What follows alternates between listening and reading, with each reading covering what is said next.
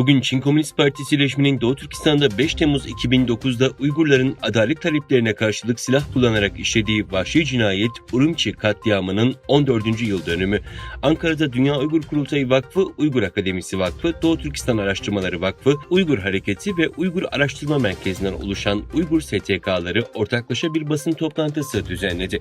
5 Temmuz 2009 Urumçi katliamının 14. yılında devam eden Uygur soykırımına dikkat çeken Uygur STK'ları, Allah'ın inayetiyle Çin'in bu insanlık dışı baskı ve zulümlerinin sona erdirilmesi için Türk İslam dünyasında dünyanın her köşesinde ve uluslararası düzeyde yılmadan, usanmadan ve sadece Yaradanımızın lütfuna güvenerek sürdürmeye kararlıyız dediler.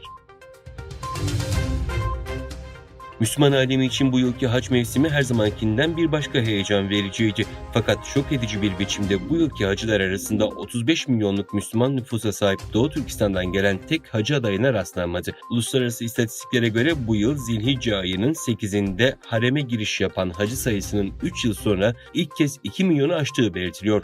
Ancak çeşitli ülkelerden gelen hacıların Mekke'de hac ibadetlerini eda ettiği özel anlarda bu kalabalığın içerisinde yurt dışında yaşayan az sayıdaki Uygur Türkleri dışında Doğu Türkistanlı Müslüman hacılar saf tutamadı.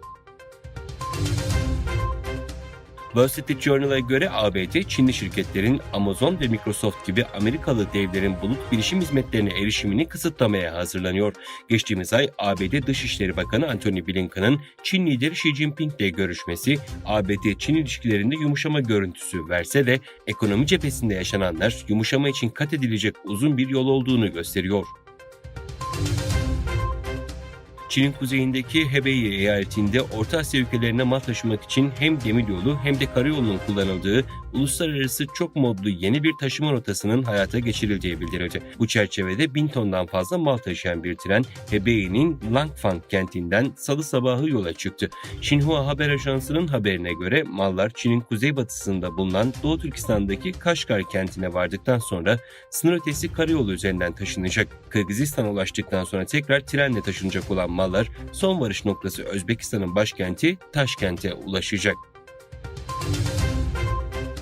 Çin, Avrupa Birliği Dış İlişkiler ve Güvenlik Politikası Yüksek Temsilcisi Josep Borrell'in gelecek haftaki Pekin ziyaretini iptal etti. Avrupa Birliği sözcülerinden Nabila Masrali yaptığı açıklamada Çin tarafından AB Dış İlişkiler ve Güvenlik Politikası Yüksek Temsilcisi Josep Borrell'in ziyaretinin 10 Temmuz'da gerçekleşmesinin artık mümkün olamayacağı ve başka alternatiflerin aranılması gerektiği konusunda bilgilendirildiklerini söyledi.